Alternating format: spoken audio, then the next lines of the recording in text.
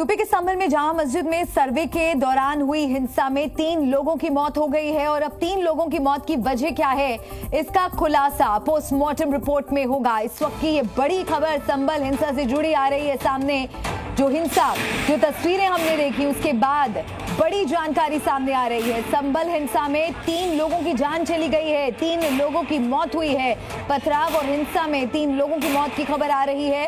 Postmortem के बाद खुलासा होगा मौत की वजह का। हिंसा में 3 लोगों की मौत की खबर फिलहाल आ रही है। घरों में भी तोड़फोड़ हुई है। तो सुबह 7:30 बजे जब सर्वे का काम शुरू हुआ, उसके साथ ही सड़क पर संग्राम छिड़ गया।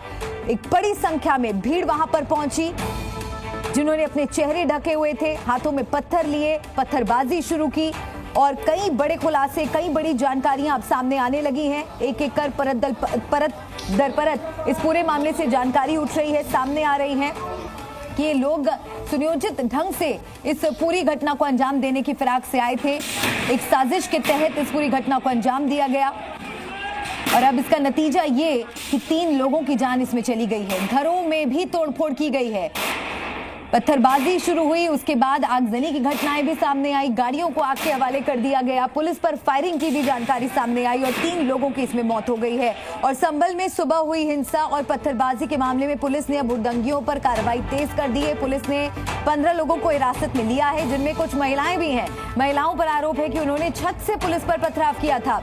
तो संभल हिंसा मामले में लगातार अब कार्रवाई हो रही है। पुलिस पूरी तरह से एक्शन मोड में नजर आ रही है, क्योंकि अभी आज सर्वे का काम कुछ देर के लिए रुका था। हालांकि आज का काम पूरी तरह से खत्म हो गया था, लेकिन आगे इस तरह की तस्वीर दोबारा संभल से सामने ना आए, क्योंकि ये मामला अभी कोर्ट में है और इस वजह से फिर से दंगा ना भड़के, फिर से सड़कों पर उपद्रवी इस तरह से पत्थरबाजी करते हुए ना नजर आए। इसे बहुत जरूरी है कि पुलिस इस पूरे मामले में सख्ती से कार्रवाई करे और वो होता हुआ नजर भी आ रहा है। कई लोगों को हिरासत में लिया गया है। बवाल में 3 लोगों की मौत हो गई है। उपद्रवियों ने आगजनी भी आज की, पुलिस पर पत्थरबाजी हुई।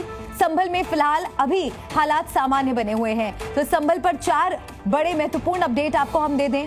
सुबह से जारी हिंसा अभी फिलहाल के लिए थमी हुई नजर आ रही है और संभल से मेरे सहयोगी राहुल मेरे साथ सीधा जुड़ गए हैं। राहुल का हम रुख करेंगे। राहुल, फिलहाल वहां पर क्या तस्वीरें आप देख रहे हैं, कैसी स्थिति है वहां पर? देखिए, आपने कहा कि हालात सामान्य है, लेकिन हालात सामान्य के साथ साथ तनावपूर्ण भी है। और यहाँ पर आपको यदि दिखा दूं, पूरी तरीके से इसको छावनी के तौर पे तब्दील कर दिया गया है। ये गलियां अभी भी आप देख रही हैं, तो गलियों को ब्लॉक किया गया है चारों तरफ। ये गलियां हालांकि 2 दिन से ब्लॉक किया गया है, लेकिन नहीं जा रहा था, नौकरी करने नहीं जा रहा था।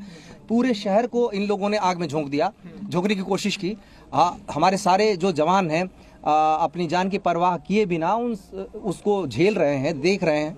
अगर ऐसा ही होता कि पुलिस को गोली मारनी होती तो बहुत सारी वजह थी कि 2-2, 3-3 जगह पे हुआ और जिस तरीके की चीजें थी, अगर गोली चलाने का रहता तो गोली चलाते। ये सब बेवजह की बातें लोग करेंगे, पर इसकी वजह से उन सबके गुनाह नहीं छुप जाएंगे।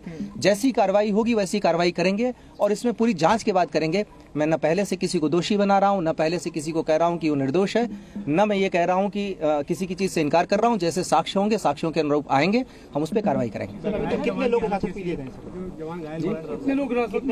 देखिए, मैंने कहा 15 लोगों को अभी तक डिटेन किया गया, जो अभी तक थी सूचना है। अभी और भी चल रहा है इसमें। और एक बार फिर से राहुल का हम रुख करेंगे। राहुल, आप तस्वीरें दिखा रहे थे, दर्शकों को तस्वीरें दिखाइए और बताइए क्या वहां पर देख रहे हैं आप इस वक्त?